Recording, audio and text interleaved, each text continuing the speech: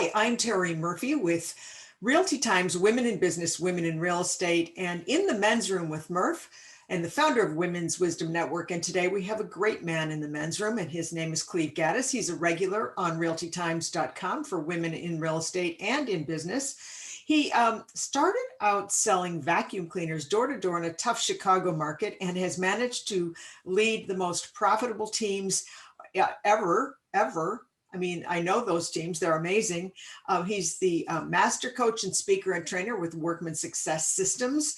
And Cleve hosts a terrific podcast and radio show. It's Go Gaddis Real Estate Radio, The Answer in Atlanta on AM 920. Thanks for joining us this morning. Terry, I am so happy to be here. It is always a pleasure to spend time with you. If I could give an introduction for you, it would be even 3 times as flowery as the one you I just don't know about that. I didn't even tell him you were a good kisser. I didn't even mention that.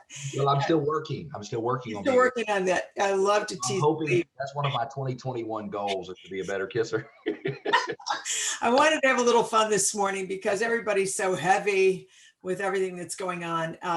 But one of the things that's very evident in any business, any vertical at all, is to set up our business plan for 2021. And we know at Workman Success that there are several elements to that. And the most important element of all, in my opinion, besides your strat plan, is your SWOT analysis. And we've done a couple of previous interviews about business plans and creating value and a number of other really outstanding interviews. This one, you wanted to particularly focus on the T in SWOT. Why don't you tell us a little bit about where you're coming from with that one? It's true. So if you don't mind, let's just kind of set it up. I mean, we might have someone listening who is not even aware of what a SWOT analysis is.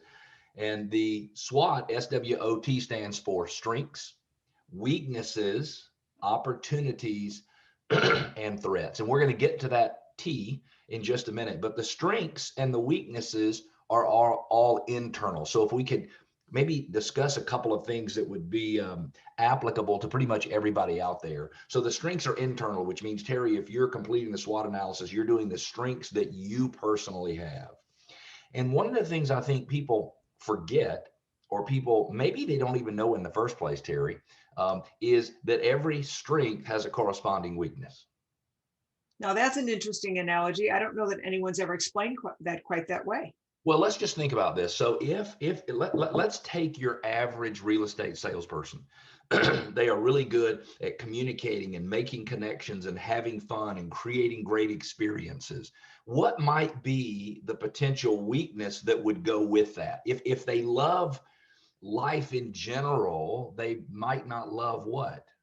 Any of the detail work, any of the tracking, they like to be reactive versus responsive. And that, that the high connection is great for any kind of sales. Unfortunately, it doesn't really work for the business side. Doesn't make it best for, let's forget business side. Let's just say paperwork. It doesn't make it better for paperwork. It doesn't make it better for detail. So whatever your strengths are, you have to identify that corresponding weakness. So as an example, if Cleve was a good talker, he might have a corresponding weakness of being what? I talk too much. So in other words, not a good listener. So if Cleve is a good talker, he might not be a good listener, which means Cleve needs to, number one, be sensitive. It's funny, I guess I'm talking about myself in third person. I don't know if that's weird, but I would need to be sensitive to the fact that it's possible for me to talk too much and to not pay enough attention to get the meaning of what's really going on. Because if you want to be effective as a salesperson, you better understand what your prospect is thinking. Who cares what you're thinking? You better understand what they're thinking. Exactly. And so I also might need to have somebody help me with that. So let's say I'm in meetings and I talk too much, then I need to have somebody assigned in that meeting to help take the notes and remember and listen and try to get the true meaning so that I can see through things. So strengths and weaknesses, internal, all strengths have a corresponding weakness. Our buddy, Verl Workman, somebody you and I are both very, very close to, he and I were having a conversation 4 or 5 years ago, and I started discussing the concept of all corresponding strengths are also a weakness. I think he was offended for like 2 days because he never thought about that before. But what the things about him that make him most successful, every single one of those things comes with a very specific weakness that causes his business and the people around him a lot of additional stress and concern and stuff like that. So for lesson number one, every strength has a corresponding weakness. You need to understand your strengths, Terry. Do you know why you need to understand your strengths, or what is your take on that? Because I know you're a SWOT expert as well. Well, I understand that strengths, first of all, it's easy to start with what we're good at, Right. right?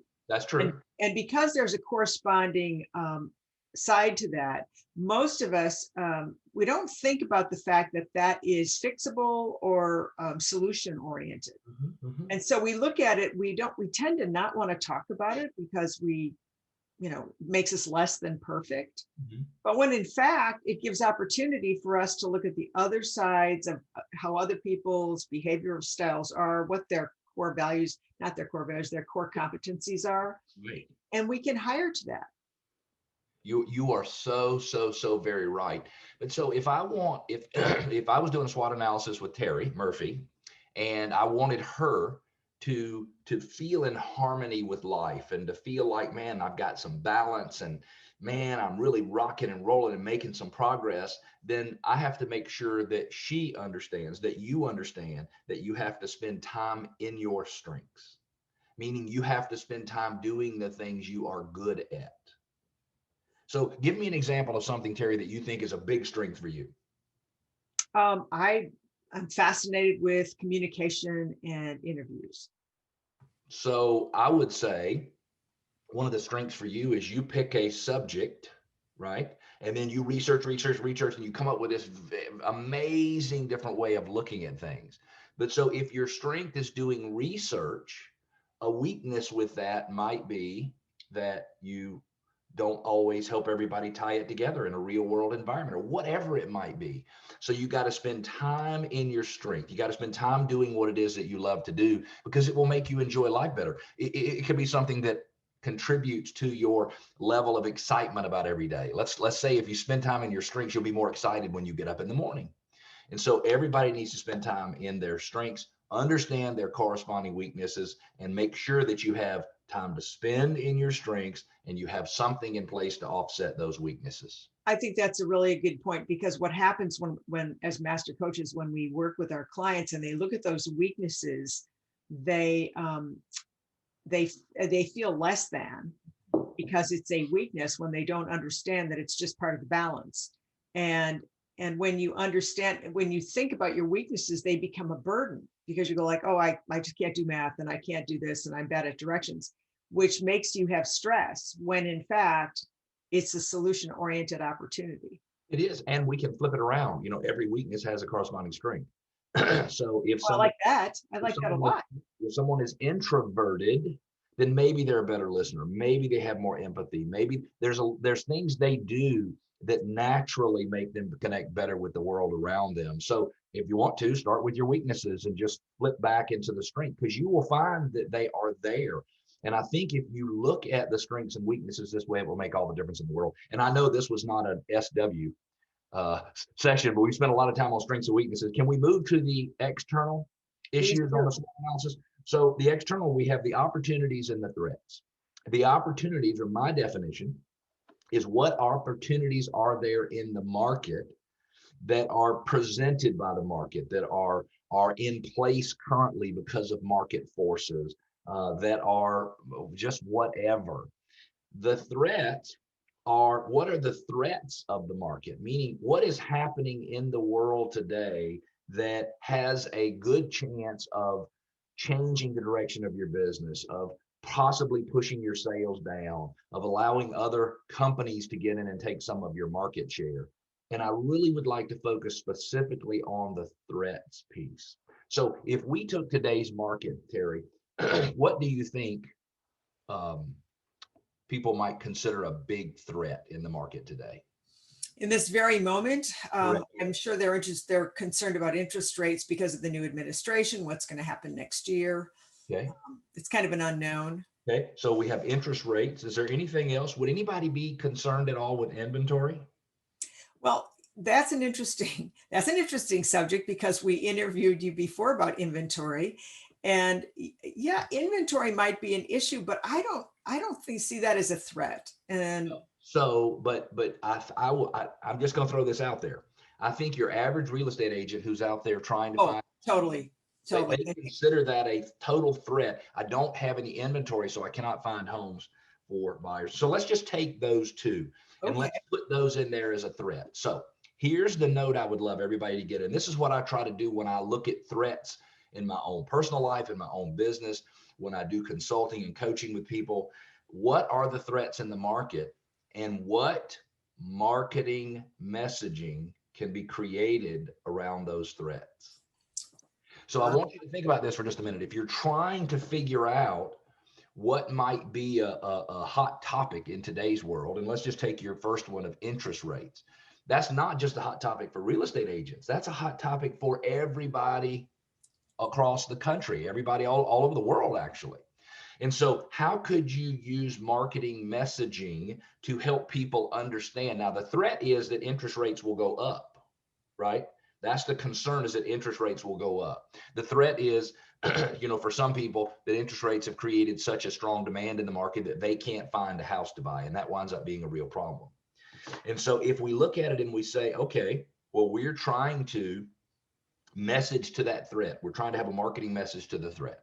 So if, for example, you took the average sales price of a home, and let's just say in Chicago, Illinois, and you projected that the sales prices would increase 6% over the next year, and you also projected that interest rates might be 1% higher next year than they are today. So we need to be able to help a consumer understand the cost of waiting, because they're sensitive to, oh my gosh, interest rates are so good. They're below the rate of inflation. I need to get locked in, but I don't have anything to buy right at this moment. And they need to understand that if I don't stay serious or get serious or change my criteria, Terry, that by this time next year, it might cost me, for example, in interest over the life of the loan, an extra $70,000 or $80,000 because of the price increase of the house and because of the interest rate increase. So we might want to market the cost of waiting. Does that make sense? I just think that's a brilliant way to do that, because people don't think like that. They just think about the hyper local concern, which is what's my monthly going to be? How much more am I going to have to pay? Uh, they're not thinking outside of that vertical, and I think that's a very brilliant way to look at that. Well, and think about this. If somebody thought they were in an interest rate environment where interest rates would go up and they had an opportunity to lock people in, I'm just making up a program, okay, lock them in on interest rates for a new construction home where the rate would not change for 6 months. That's a marketing messaging, and you're messaging to the threat. So if I said, Terry, there are certain threats that you feel from the world today, and my guess is, based on our conversation earlier, that one of those threats for you is COVID. And it, by the way, and it should be. So if I am marketing and messaging around the concept of COVID, and for example, let's just say that I decided to put a message on Facebook that says how to have a COVID safe Thanksgiving in any environment with anyone.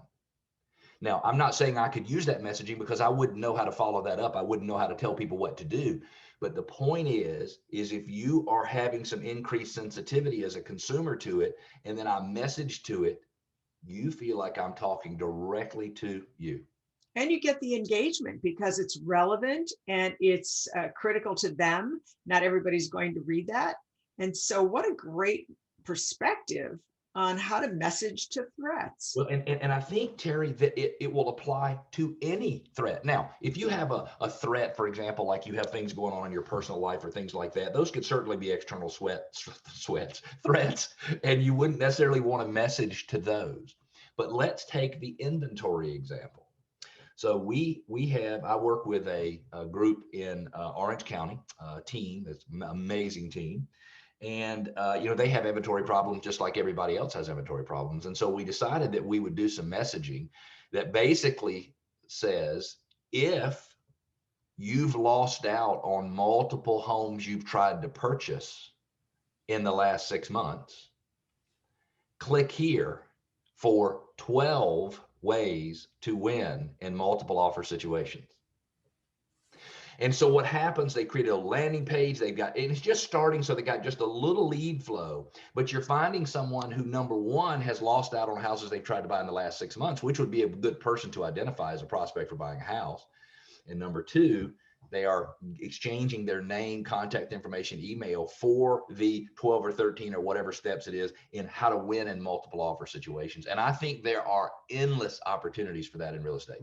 Exactly. And especially since you don't know why they lost, it might not have been a pricing issue. It could have been a negotiation issue. It could have been a timing issue. It could have been the qualifications of the buyer or the seller. It could have been a 3-day difference in one particular deadline in the purchase agreement. So it can be almost anything, but I am messaging to the threat. Now, for those who are in, and if you don't mind, we'll do this, and this will be kind of our last topic on the threats. But let's say that in your market, your threat is one of the big iBuyers. Okay. You think about the threat. The iBuyer is not the threat. When you think about it, the threat is that there is too much brain damage involved in selling a house. It's too hard. Explain to somebody who's listening to this or watching it what the iBuyer concept is. Okay. Thank you. So an iBuyer basically stands for an internet buyer, and it is a company that will make what they consider to be a market-based offer to buy your home as is, without you having to do any showings, without you having to make any repairs. They'll pay all cash. They'll close within 21 days. Now, this threat, by the way, in my opinion, was much worse last year than it is this year, because last year they were paying, in my opinion, in some of the metro areas, they were paying prices that were just a little too high. COVID, I think, helped reset their understanding that they've got to make a profit on these deals. I don't remember what Zillow lost on their home buying program last year, but in one quarter they lost like $100 million on 1,200 sales. That's a lot. Wow. That's a lot. Yeah. And so, but the threat, and the iBuyers are competing with agents for listings. Now I'm finding that we're able to go in and help somebody get on average probably $20,000, $30,000 more than an iBuyer. But the threat is that the average consumer thinks there's too much brain damage involved in selling a home. They think it's too difficult. I got to get this together. I got people coming in looking at my underwear drawer. I got all this stuff going on. I mean, that's just the stuff they think, Terry. It's the stuff they think. But you're so right. And again, especially if they've had an experience years ago when the market wasn't as fast or it wasn't as healthy as it is today. They may have had a property on the market for like 6 months, and you know what a drag that can be. Yes. Exactly. 100%. So the issue is it's too difficult to sell a house. And if we know that your average consumer is thinking that anyway, because an entire cottage industry that probably will at some point have 3 or 4% of the market share of the real estate industry, it'll be something fairly significant. That those people want something that's easier. They want something that's faster. They want something that's more convenient for them. And so if you think about it, what they're selling are speed, certainty, and convenience. And so, for example, if you know the threat is a lack of speed, certainty, and convenience, when you go into a listing appointment, you could take a calendar and you could just open it up to whatever month you want, and you could start the whole process, Terry, by having the seller pick their desired closing date. Now, so we have the ability as real estate professionals to sell speed, certainty, and convenience. We just don't. And so we need to change the way we message. So I can say, Terry, when you and Don like to be out, well, we'd like to be gone by January the 31st. Great. Let me see. It normally takes this many days for a home to go under contract. It normally is 40 days for it to close after that. Let's go ahead and start the listing on this time. And I'm giving you additional certainty. Does that make sense to you? It totally does. It speaks to the consumer demands that were actually established back in the 90s. Speed, convenience, choice, value, discounts, quality, information, and service. And so what you've done is you've combined those elements with certainty, right? And channels that were not available. That is brilliant. That's a brilliant way to look at it. Well, and so it's so helpful because I always felt like I had all of these great creative marketing ideas and I would do something and they would fall flat. I mean, like totally flat, because I thought the, whippersnapper super whammy listing program was going to be the rage. The issue is I was not talking about something that your average consumer could relate to. Meaning I was solving a problem they didn't know they had. And if I can help them solve problems they know they have, then I don't have to wonder whether or not you and I are connecting as a prospect and as a real estate professional. So essentially what I'm hearing is that the threats, when you message to the threats, you create safety. Oh, Every single human being every living thing is looking for. I never even thought about that. You It's safe. certainly you create an environment that is much more likely for you to be successful, and I love that. That to me that does feel like safety. That feels like, man, I feel good about that. I'm doing something that is gonna make it where my business will grow and be stable and consistent. Well, I think that this is a very, I first of all, I think it's brilliant, but I got you right way up there as being one of my brilliant You friends. always flatter me, and I don't deserve it, but I do appreciate it. Well, it's the truth. I mean, because you talk about looking at things in a new way, and generally, and I will tell you, I'm speaking generally, when we do a SWOT analysis with someone, we're like, to me, there are no threats. I mean, I've been through markets where the interest rates are in double digits. I've been through a market where there was too much inventory, no inventory. I mean, So people just need houses. can we stop right there? So you don't see it as a threat because you're an entrepreneur, you're driving through it, you're finding the solution. The point in the threats is not threats that you see or accept. Exactly. It's what the market has going on that you need to fight. Thank you very much for making that comment, because that's a huge differentiation. I'm not going to be deterred by that. But that doesn't mean that force is not going to be working against you. Distinction. Yep. Brilliant. Yep. So here, get out of your own box is what I'm hearing. Well, Cleve Gaddis, as usual, it's no wonder to see why you're just a master coach. You should be a master coach. I know that the people that work with you feel the results and find possibilities they never knew existed.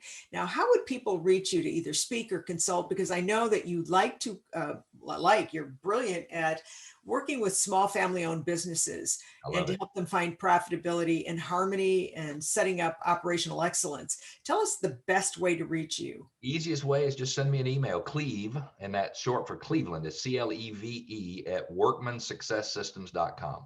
Cleve at workmansuccesssystems.com. That email will come directly to me. I'll be happy to respond to you, even if it's just some simple questions about how you might take some concepts and apply them in your business. I always find it interesting that when somebody calls with a specific problem, I've seen, because of what I do for a living, I've seen 4 or 5 people with the same problem, and I've seen half of them use a solution that worked and half of them use a solution that didn't. And I'm always happy to share all of that information like an open book. I love it. Well, you do a wonderful job. We're really, really delighted to have you with Workman. Thank you, Verl, for making that work. So your podcasts and your radio show are available. Tell us a little bit about how to access that extra bit about you. Oh, thank you. For somebody who wanted to listen, I'm on every Saturday morning, 9 a.m. Eastern time here in Metro Atlanta on AM 920 The Answer, which is a great radio station here in Atlanta. But you can go to Google Podcast, you can go to Spotify, you can go to Apple Podcast, any of them. Just type in the name Cleve Gaddis, CLEVEGADDIS. My show has been on the air about 6 years, so it's had 3 or 4 different names over the time when we would change stations. But just search Cleve Gaddis, and then you can download the radio shows in 12-minute podcast segments. And especially for those who are in real estate, who are looking for me, how do I message this? How do I describe a market differently? I am totally happy with somebody to rob and steal ideas and use it as if they were their own. Flattery. So here's the thing. Yes. Just in any kind of sales, when you look at something differently, when you get a different perspective, which is available through your podcast. I mean, we've had 643 downloads of even one podcast. I mean, that's just amazing. Yeah. And that's probably on just a normal day for you. Oh, no. But the good news is there's always a new way to help people feel the value. And that's the one thing you've been exceedingly good at, is showing us how to create value for the services that we know. And in order to do that, you have to advance your skill set. It's eternal vigilance. So those podcasts are gold. I would encourage everybody to do that. And Cleve, if somebody wanted you to speak to their group, you have been advancing your skill set on the platform since I've known you. Tell us a little bit about your speaking and what you would do. So I speak all over the country, and I try to stay within my wheelhouse subjects. which are recruiting and lead generation and conversion and sort of the operations of a team. Anything you would need to do to run a team or a small family business, that's sort of my specialty. And you can reach out to me at Cleve at workmansuccesssystems.com. Tell me what you're looking for. Tell me your time frame. I can do them virtually. I can do them live in person, although there's not much appetite for live in person programs. I've already had COVID, so I'm not afraid to be in a live setting at this point. But yeah, Cleve at workmansuccesssystems.com is the way to get me. Terrific. Well, we are having Cleve join us almost every week. And so tune into his previous, matter of fact, if you go to realtytimes.com right now, he's at one of our featured spotlight and in the men's room with Murph. I want to thank you for joining us, Cleve. As usual, you always leave us in a better place with new perspective, new motivation, and new ways to do better business. Thanks for joining us. I hope you'll join us again soon. You can count on it. It is my pleasure. It's an honor to be with you, Terry, every single time. Thanks so much for joining us today. And join us again for Realty Times Women in Business, Women in Real Estate in the Men's Room with Murph. For Women's Wisdom Network, I'm Terry Murphy. Thanks again.